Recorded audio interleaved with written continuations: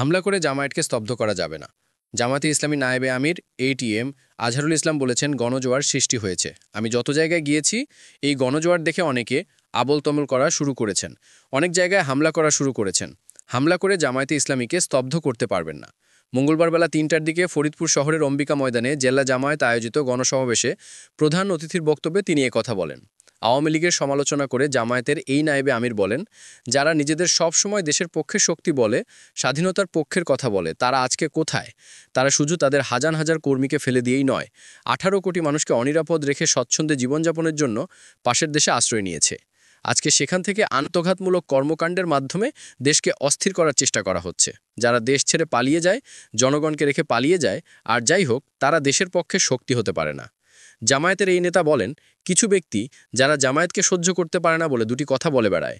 একটি বলে যে জামায়াত ক্ষমতায় গেলে নারীর কোনো স্বাধীনতা থাকবে না, তাদেরকে বোরখা পরতে হবে, চাকরি করতে দেওয়া হবে না। সম্পূর্ণ মিথ্যা কথা।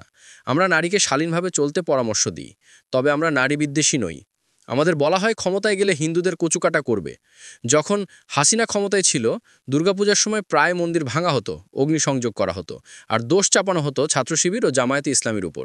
২০২৫ সালে বাংলাদেশে দুর্গাপূজা হয়েছে, বাংলাদেশের একটি পূজায় হামলা করা হয় নাই, মূর্তি ভাঙা হয় নাই। আমাদের অমুসলিম ভাইয়েরা, আপনারা আশ্বস্ত হন, যদি জামায়াত ক্ষমতায় যেতে পারে, সবাই আপনারা নিরাপদ থাকবেন। এই বাংলাদেশ সবার, শুধু মুসলমানদের নয়।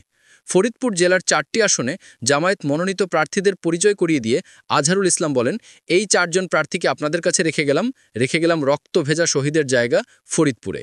শহীদের রক্তের বদলা নিতে হলে ৪ জন প্রার্থীকে জয়লাভ করাবেন ইনশাআল্লাহ।